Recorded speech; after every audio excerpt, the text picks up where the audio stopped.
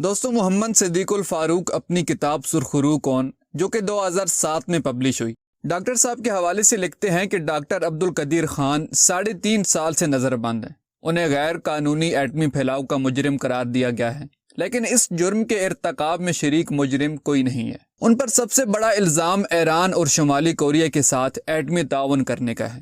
22 جون 2007 کو ایرانی صدر احمدی نیاد کے اس اعلان نے بظاہر اس الزام کو تقویت دی ہے کہ ایران کے پاس 100 کلو گرام افزودہ یورینیم اور 150 ٹن یورینیم گیس موجود ہے، لیکن امریکہ اور برطانیہ کی خفیہ دستاویزات کے مطابق ایران شمالی کوریا اور لیبیا کو ایٹمی قوت بنانے کے لیے پاکستان اور ڈاکٹر عبدالقدیر خان نے کوئی کردار ادا نہیں کیا۔ ایٹمی معاملات سے متعلق ذمہ دار بین الاقوامی شخصیات بھی ڈاکٹر عبدالقدیر خان کو ایٹمی پھیلاؤ کے الزام سے بری قرار دیتی ہیں۔ نام نہاد خان نیٹ ورک کے غیر پاکستانی ارکان پاکستان کو درکار ایٹمی مٹیریل سپلائی کرتے رہے ہیں۔ البتہ یہ غیر پاکستانی ارکان دوسرے ضرورت مند ممالک کو اپنی ذاتی حیثیت میں ایٹمی مٹیریل سپلائی کرتے رہے ہیں۔ تاہم ایٹمی پھیلاؤ کا الزام جنرل مشرف پر آسانی سے لگایا جا سکتا ہے، کیونکہ انہوں نے قومی اخبارات میں سینٹریفیوج اور افزودہ یورینیم سمیت ایٹم بنانے کا سارا مٹیریل فروخت کرنے کا اشتہار دیا تھا۔ ماضی میں ڈاکٹر خان پر یہ الزام عائد کیا گیا تھا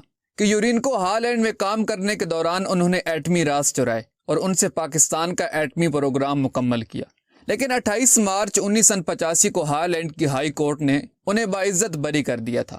بعد میں ان پر یہ الزام عائد کیا گیا کہ انہوں نے 2001 میں KRL سے علیحدہ کیے جانے کے بعد ایٹمی پھیلاؤ کے لیے کام کیا۔ یہ الزامات عائد کرنے والوں میں امریکی صدر جارج بش، سابق وزیر اعظم ٹونی بلیئر، CIA کے سابق سربراہ جارج ٹینٹ اور سابق امریکی وزیر خارجہ جنرل کولن پاول پیش رہے۔ ان کی طرف سے ڈاکٹر عبدالقدیر خان پر لگائے جانے والے سنگین ترین الزامات یہی ہیں کہ انہوں نے ایران اور شمالی کوریا کو سینٹریفیوجز فراہم کیے۔ پرویز مشرف نے ایٹمی پھیلاؤ میں ان کے کردار پر بحث کرتے ہوئے امریکہ اور مغرب کے ان لیڈروں کے الزامات کی ذاتی حیثیت میں تصدیق کی ہے، پھر انہیں ایٹمی پھیلاؤ کا مجرم قرار دیتے ہوئے ان کے 4 فروری 2004 کے رضاکارانہ اعتراف کا حوالہ دیا ہے۔ اس کے ساتھ ہی صدر کی حیثیت میں انہیں معافی دینے کا اعلان بھی کر دیا۔